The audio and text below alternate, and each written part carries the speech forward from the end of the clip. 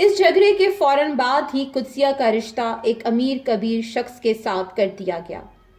باجے بجے، آتش بازی میں آگ لگائی گئی، دیگیں کھٹکیں اور بے بس قدسیہ کو سرخ کپڑوں میں دلہن بنا کر رخصت کر دیا گیا۔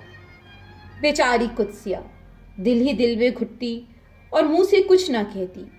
شوہر بھی ملا تو انتہا درجے کا شکی اور کمظرف، بات بات پر تصدق کے تانے۔ ذرا دیر بھی خاموش بیٹھی تو کہا گیا، ارے کم بخت، کس کا سوگ منایا جا رہا ہے؟ قدسیہ سنتی اور ہون کے سے گھون پی کر رہ جاتی۔ اس نے لاکھ چاہا کہ وہ کاظم کے دل سے یہ خیال نکال دے، لیکن وہاں تو اس کی ہر صفائی اسے اور بھی گناہ گار بنا دیتی۔ ادھر تصدق پر بھی شادی کے لیے زور دیا گیا، لیکن اس نے والدین کے فیصلے کے آگے سر نہ جھکایا، بلکہ قدسیہ سے زبردستی الگ کر دینے کی سزا میں اس نے باپ کی دولت ادھر ادھر اڑانا شروع کر دی۔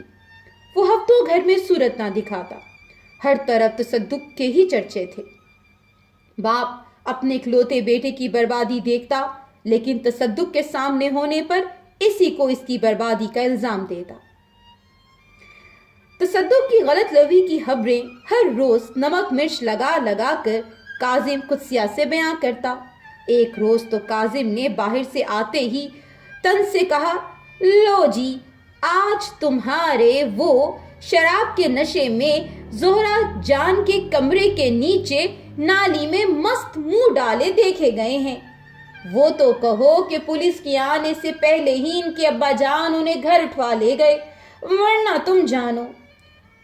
قدسیہ جلدی سے کمرے میں گھس گئی کہ کاظم کی زہریلی گفتگو نہ سن سکے۔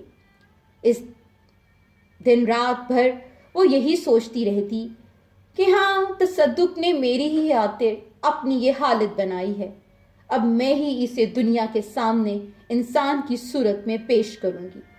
آخر اس نے موقع ملنے پر وہی کیا جو سوچا تھا۔ تصدق کے جانے کے بعد قدسیہ نڈھال ہو کر پڑی رہی۔ آج وہ اپنی آخری پونجی بھی کھو چکی تھی۔ بچپن کی محبت جو دیوانگی کی حد تک پہنچ چکی تھی، اسے بھول جانا کوئی بچوں کا کھیل نہ تھا۔ دوسرے ہر وقت کے تانے، بیہودہ الزامات اس کے دل میں ایک طوفان سا برپا کر دیتے تھے۔ کاظم کی بد مزاجی اور شکی پن اس کے لیے آہستہ آہستہ آنے والی موت تھی، لیکن وہ اب تک جی رہی تھی، صرف اس خیال کے سہارے کہ ابھی دنیا میں اسے کوئی دیوانہ وار چاہنے والا بھی موجود ہے۔ یہ احساس اس کی ہستی کے بنجر میدان میں گلاب کے پھول کی طرح تھا، لیکن آج اس نے اپنے ہاتھوں سے اس پھول کو مسل دیا تھا۔ آج اس کی زندگی بالکل سونی اور بے مقصد تھی۔ شام کو کاظم غصے میں لال پیلا ہوتا گھر آیا۔ اسے کسی نے بتایا تھا کہ آج تصدق اس کے گھر سے نکلتا دیکھا گیا ہے۔ کیوں جی، آج تمہارے وہ کیسے آئے تھے؟ قدسیہ مارے خوف کے سفید پڑ گئی۔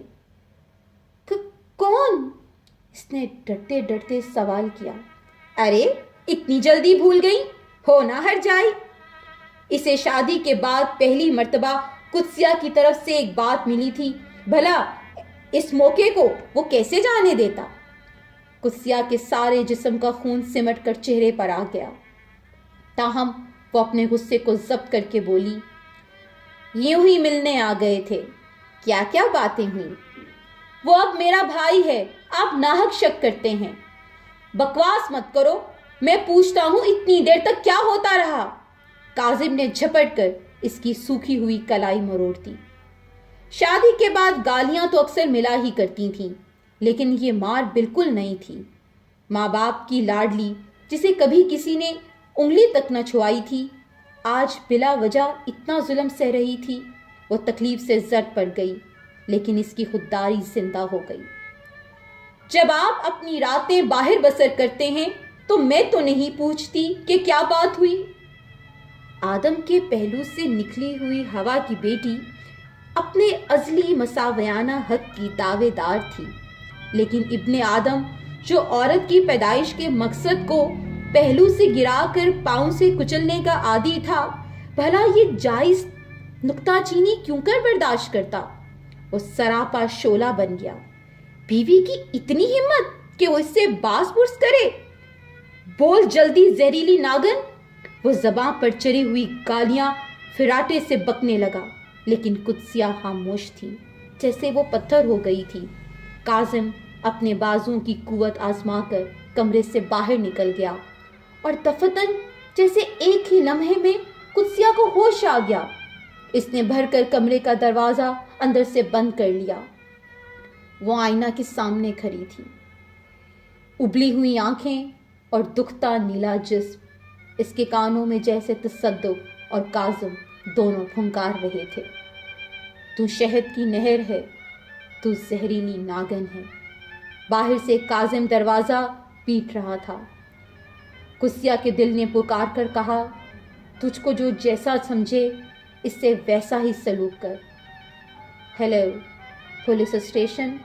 قدسیہ نے ریسیور اٹھا کر پھولی ہوئی سانسوں کے درمیان کہا، مدد مدد، کاظم مجھے قتل کرنا چاہتا ہے۔ مظفر گنج، کوٹھی نمبر 24۔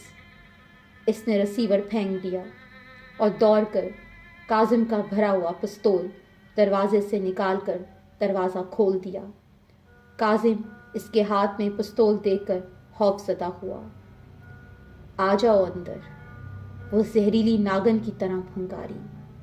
یہ وہی کمزور اور بے بس بیوی تھی جو ذرا دیر قبل مار کھا کر خاموش رہی، لیکن اب وہ کاظم کے سامنے ایک سچی عورت کے روپ میں کھڑی تھی۔